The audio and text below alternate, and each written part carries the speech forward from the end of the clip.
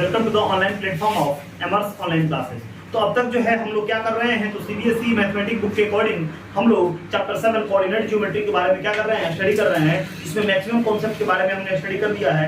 आज जो है आपका जो फोर्थ पार्ट है, इसमें जो आपका जो कॉन्सेप्ट है वो क्या है, आपका लास्ट कॉन्सेप्ट है। ठीक है, इसको अगर कर लेते हैं तो उसके बाद जो है ना आप 7.1 एक्सरसाइज बिल्कुल आसानी से कर सकते हैं। तो आपका जो टॉपिक है वो क्या होने वाला है, तो है ना उसको कैसे हम बताएंगे। ठीक है, तो नॉर्मली आपने जो सेक्शन फार्मूला का वीडियो देख ही लिया होगा। अगर आप नहीं देखे हुए हैं तो पहले वहां पे देखिए, जाइए कि सेक्शन फार्मूला जो होता है उसका प्रूफ कैसे होता है, उस तरह उसका काम जो है हम लोग कैसे करते हैं। ठीक है, तो अब यहाँ पे आपका जो टॉपिक होगा वो क्या है,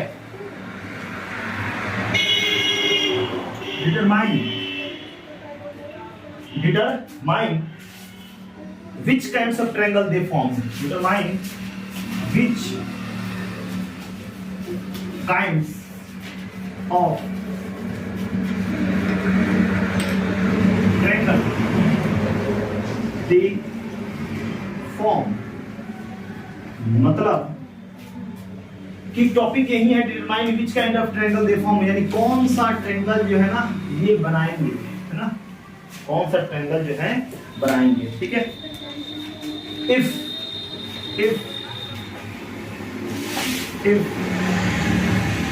the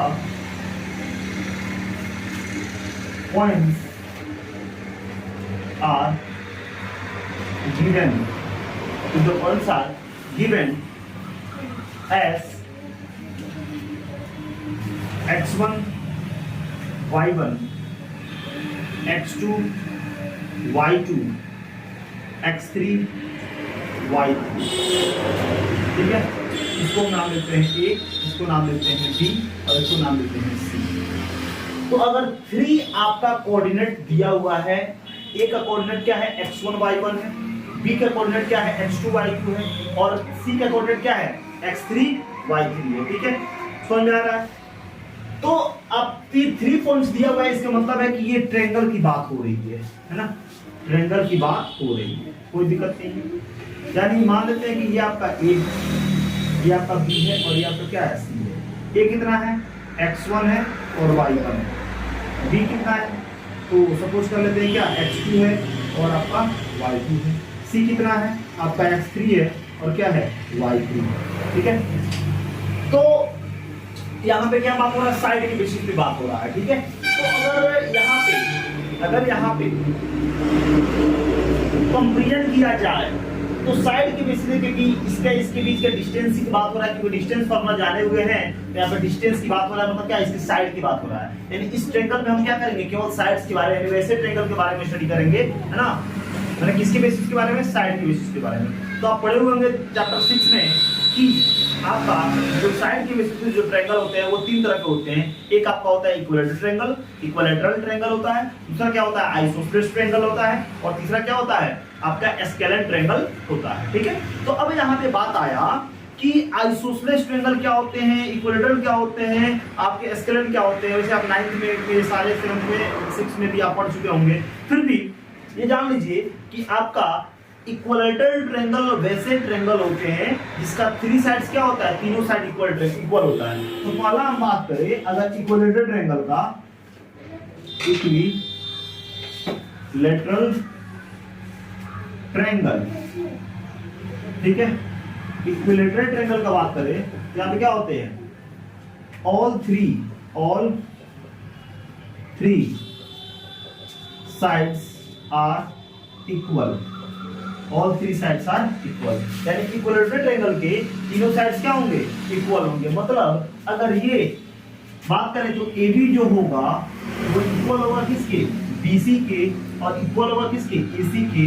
अगर ये तीनों अगर साइड इक्वल है तो उसे क्या कहेंगे, इक्विलैटरल ट्रायंगल कहेंगे। ठीक है, तो अगर आपको यहाँ पे कोऑर्डिनेट दे दिया गया और पूछा गया कि यहाँ पे ये ट्रायंगल है, ये ट्रायंगल का कोऑर्डिनेट दिया गया है, आपको बताना है कि ये तीनों ये ट्रायंगल जो है वो इक्विलैटरल है ना, या दूसरा जो है आपका आइसोसेलेस देख लेते हैं, तब उसके बारे में बात करते हैं। ठीक है,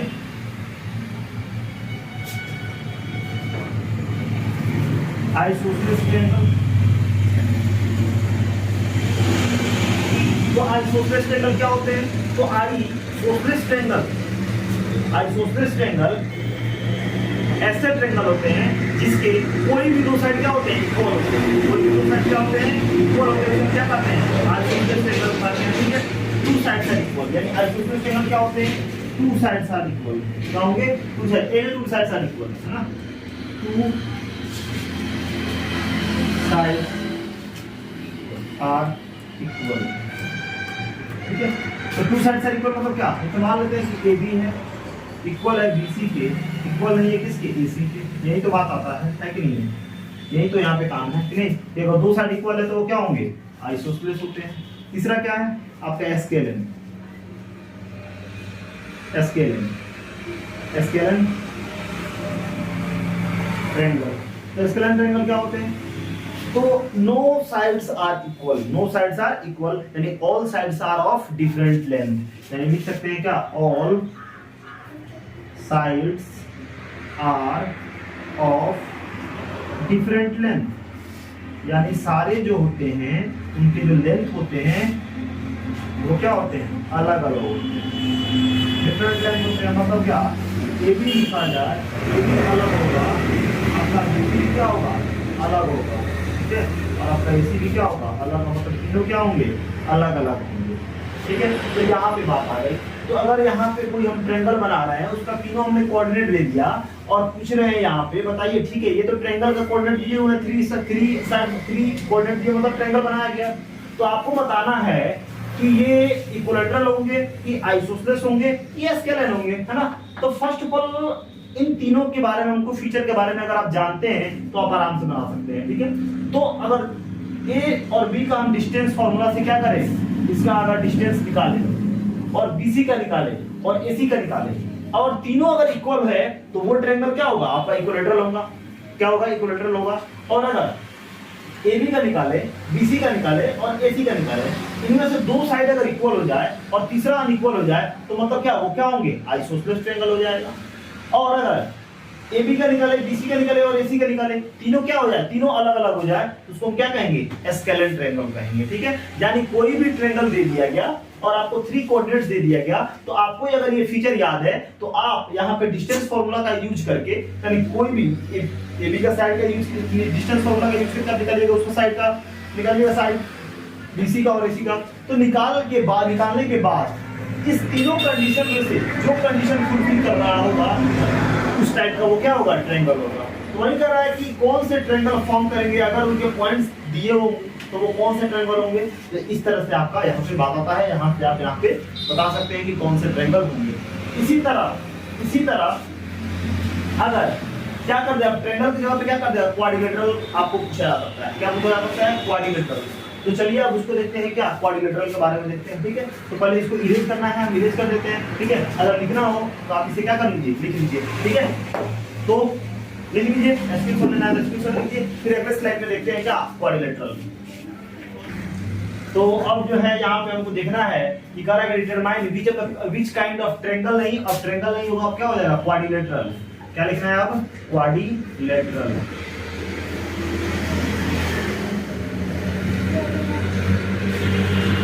क्वाड्रिलेटरल वेव फॉर्म। क्वाड्रिलेटरल में कितना होता है, चार साइड होता है ना, तो यहाँ पे बढ़ जाएगा डी नंबर, क्या हो जाएगा, x4 और y4, ठीक है, चार हो जाएगा, ठीक है। तो मतलब ये है कि अगर यहाँ पे हमने एक क्वाड्रिलेटरल बनाया, क्वाड्रिलेटरल हमने यहाँ पे बनाया, हमने दिया A, हमने दिया B, हमने दिया C, हमने दिया D। जैसे हम मान लेते हैं x1 और y1 दिया हमने, ठीक है। उसके बाद हमने यहाँ दिया x2 और y2, x3 और y3, और क्या, x4 और y4, ठीक है। हमने इतना, ठीक है।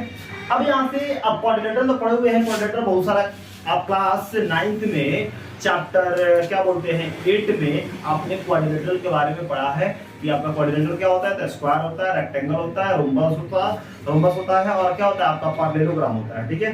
और आपका बहुत सारा होता है ना, और भी होता है आपके क्या बोल सकते हैं, ट्रेपीजियम भी होता है, ठीक है। तो ट्रेपीजियम के बारे में डिस्कस नहीं करना है, लेकिन चार ऐसे हैं जिसको ध्यान रखना होता है, क्या, आपका स्क्वायर, आपका रेक्टेंगल, आपका रोम्बस और आपका पैरेललोग्राम, ठीक है, पैरेललोग्राम। तो अगर पहले स्क्वायर की बात करें तो इसमें कुछ इसको फीचर याद रखना पड़ेगा कि स्क्वायर जानते हैं ना क्या होता है, all sides are equal, all sides are equal, ठीक है। अगर ऑल साइड्स इक्वल होते हैं, है ना, ऑल साइड्स इक्वल होते हैं, ठीक है, समझ में आ रहा है।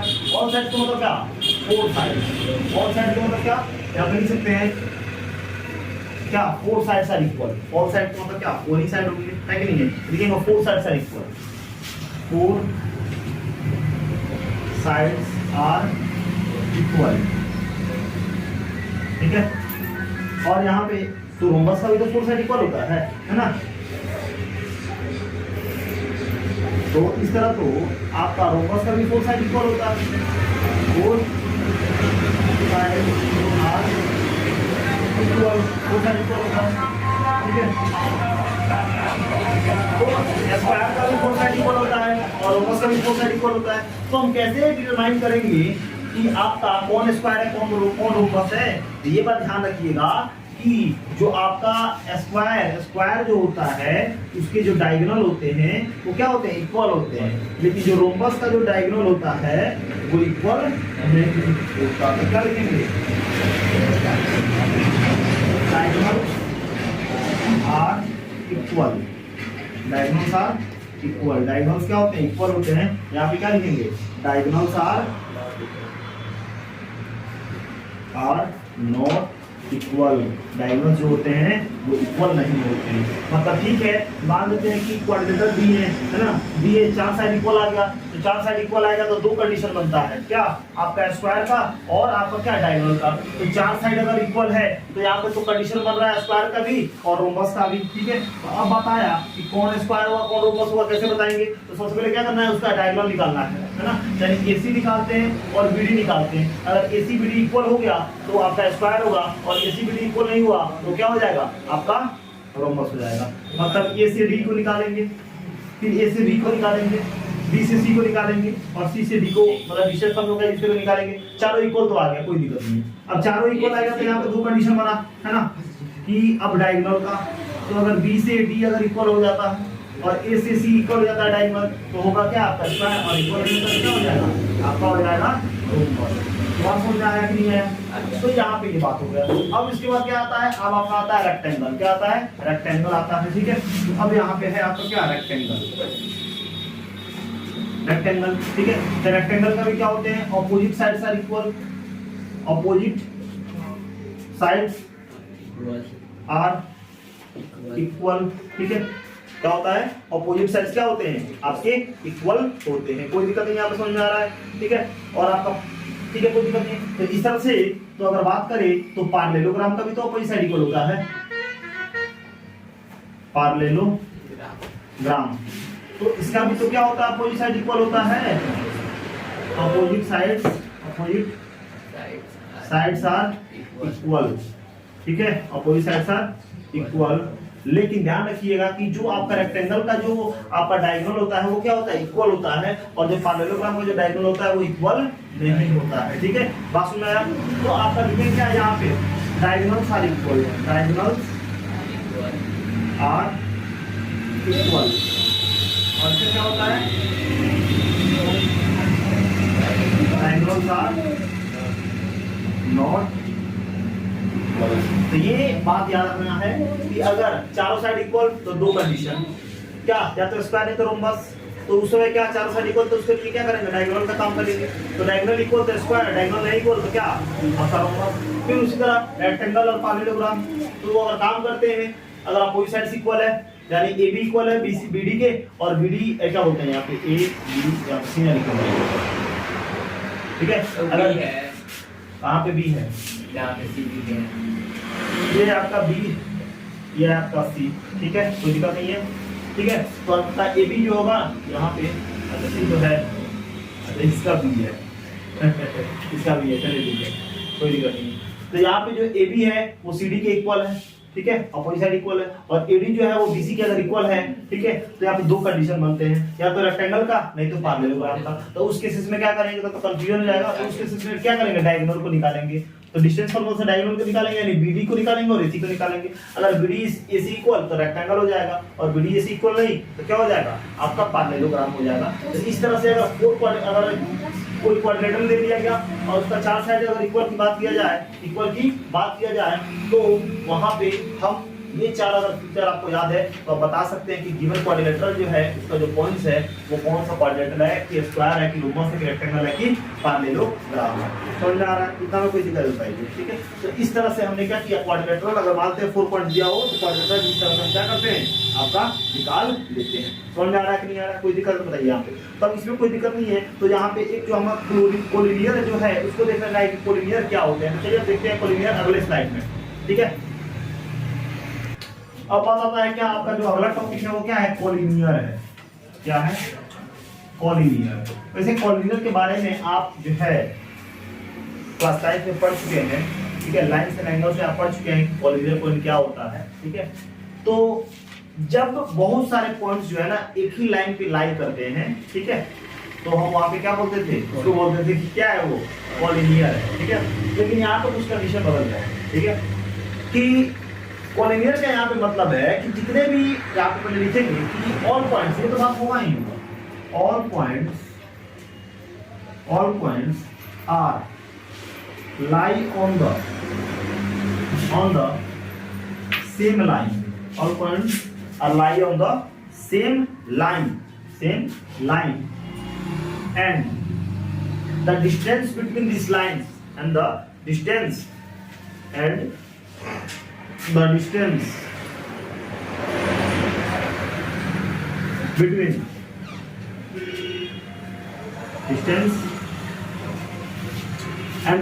between each two points are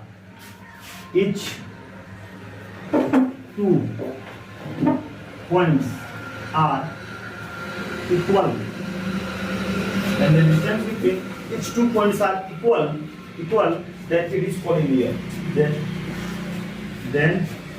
it is collinear. यानी क्लास 9 तो हमें ये पता था कि एक लाइन पे बहुत सारे पॉइंट्स को दिखा दिए तो उसे क्या कहते हैं, कोलिनियर कहते हैं। लेकिन यहाँ पे कोलिनियर का मतलब ये है कि अगर हम क्या करते हैं ना कि यहाँ पे हम लाइन बना देते हैं, आपका एक पॉइंट मिल जाए A, यहाँ पे C और यहाँ पे है कितना B, ठीक है। तो ठीक है, ये तो कोलिनियर है, लेकिन यहाँ पे एक कंडीशन है कि जो AC होगा वो किसके इक्वल होगा, AB प्लस BC, है ना। यही होता है क्या, तब क्या होगा, तब हम कहेंगे क्या कि ये कोलिनियर है। इनका मतलब यही है कि अगर AC एक लाइन सेगमेंट है, ठीक है, और पे B एक पॉइंट यानी 3 पॉइंट्स है ना, उसी का तो कोलिनियर तो होंगे, लेकिन हर प्रत्येक के बीच का डिस्टेंस क्या होगा, इक्वल होगा। प्रत्येक 2 पॉइंट्स के बीच यानी इच 2 पॉइंट्स के बीच का डिस्टेंस होगा तो क्या होगा, अगर इक्वल होता है तो उसे क्या कहते हैं, आपका कोलिनियर कहते हैं। मतलब अगर AC ये पूरा है तो ये AB प्लस BC दोनों को जोड़ने पे क्या होगा, AC होगा, है कि नहीं है। तो AB प्लस BC इक्वल होता है किसके, AC के। तो हम कहेंगे क्या, ये क्या होंगे, यानी इस तरह से कहेंगे, इसीलिए A, B and C are collinear points।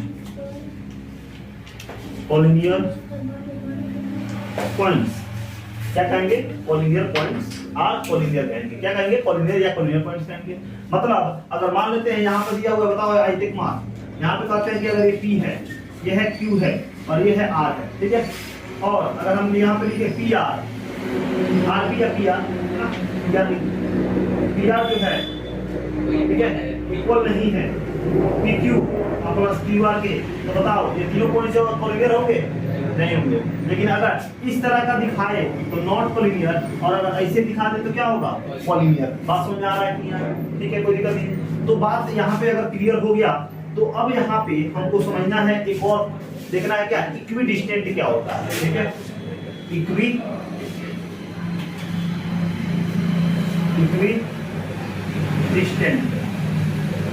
ये इक्विडिस्टेंट क्या होता है, ठीक है। तो सबसे पहले लिखेंगे व्हेन, इसको पहले डेफिनेशन लिख लेते हैं। when the distance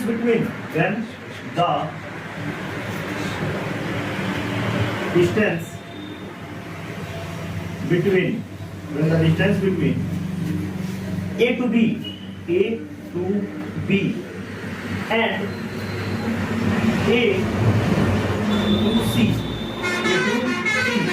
A to B and A to C will be equal to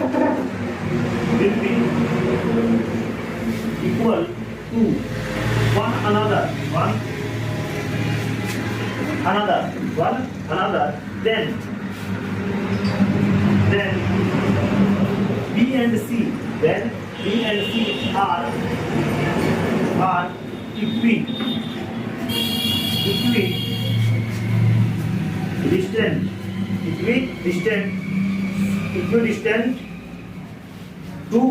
equidistant to A।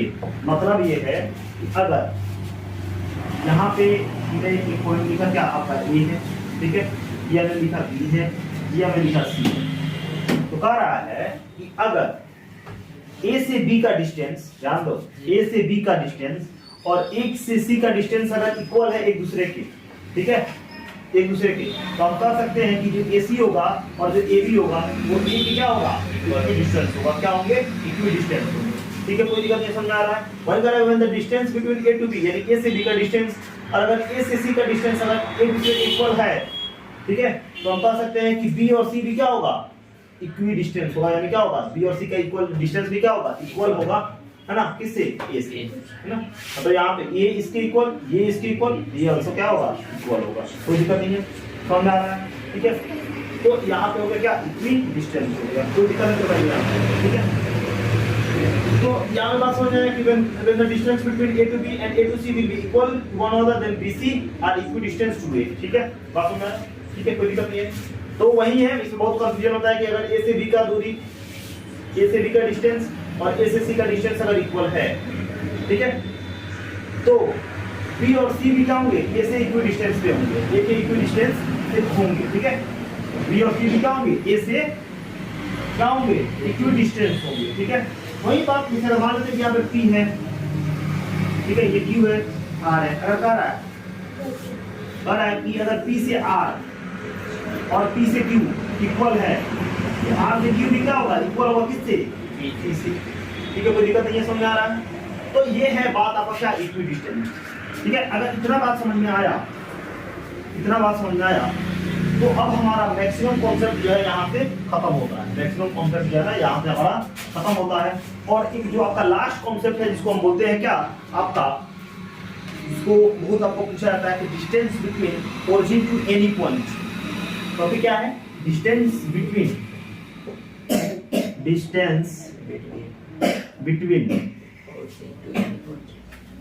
Origin to any point, यानी ओरिजिन से किसी भी पॉइंट का अगर डिस्टेंस हमको निकालना है तो हम कैसे निकालें, ठीक है, समझ आ रहा है कैसे निकालेंगे, ठीक है, समझ आ रहा है। तो ओरिजिन का अगर देखें, यहाँ पे ओरिजिन का अगर कोऑर्डिनेट देखें, ओरिजिन ऑफ कोऑर्डिनेट, ठीक है, अगर ओरिजिन का हम क्या देखें, ओरिजिन कोऑर्डिनेट देखें, तो जानते हैं ओरिजिन का जो कोऑर्डिनेट होता है क्या होता है, 0 0 होता है, हमने बताया था। तो अगर किसी भी कोई भी पॉइंट दिया हो, अगर उसका हमको डिस्टेंस फार्मूला पे अगर लगा के हमको क्या करना हो, निकालना हो, तो अगर by the use of distance formula देखें, by the use of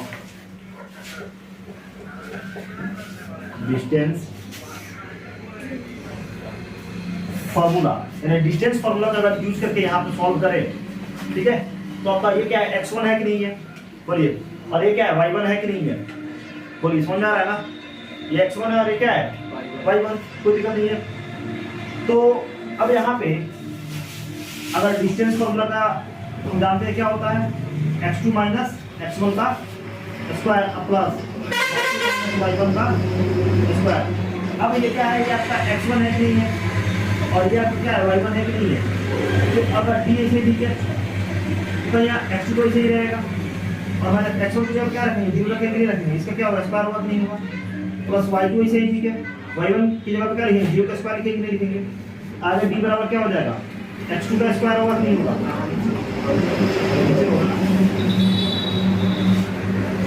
x2 का स्क्वायर प्लस क्या, y2 का स्क्वायर हो जाएगा। और यही क्या निकल गया, आपका डिस्टेंस बिटवीन टू पॉइंट का निकल गया, क्या निकल गया, आपका distance between origin to any point. तो यहाँ पर लिख सकते हैं distance between origin to any point, है ना। यानी ओरिजिन से किसी भी पॉइंट का अगर डिस्टेंस निकालना हो तो हम क्या निकालेंगे, क्या आपका यूज करेंगे, यानी आपका x2 का स्क्वायर प्लस क्या y2 का स्क्वायर। इस फॉर्मूला से हम क्या कर सकते हैं, आपका ओरिजिन से किसी भी डिस्टेंस का लगाना है तो इस तरह से हम क्या कर सकते हैं, इसका डिस्टेंस हम निकाल सकते हैं। समझ में आया कि ये, ठीक है, कोई दिक्कत बताइए, ठीक है, बोलिए, इसमें कोई दिक्कत नहीं है, समझ आ रहा है। तो x2 का स्क्वायर प्लस y2 का स्क्वायर, कोई दिक्कत नहीं है, ठीक है। तो यहाँ से हमारा निकलता है, ठीक है। तो ये x2 और y2 है, ठीक है। तो इसको नॉर्मली हम यहाँ पे इस तरह बोल भी देते हैं, इसको हम कभी कभी जो है ना ऐसे भी जानते हैं, क्या आपका रूट अंडर x का स्क्वायर प्लस क्या y का स्क्वायर, इससे भी हम जानते हैं, ठीक है। इतना भी लिखते हैं ये भी सही है और इतना भी लिखते हैं ये भी सही है, ठीक है। यानी x2 का स्क्वायर रूट अंडर x2 का स्क्वायर प्लस y2 का स्क्वायर या root under x square plus क्या x square plus y square, इस तरह से भी जानते हैं। और यही होता है क्या distance between origin to any points, ये लगाइए या ये लगाइए, बात होती है, ठीक है। तो इस तरह से हमारा जो है यहाँ से 7 चैप्टर में जितना भी आपका कॉन्सेप्ट था 7.1 को करने के लिए हमारा सारा कॉन्सेप्ट क्लियर हो गया। अब अगले क्लास में है ना हम जानेंगे आपका क्या एक्सरसाइज करेंगे 7.1, है ना, ठीक है। फिर मिलते हैं फिर अगले क्लास में अगले वीडियो के साथ। Thank you.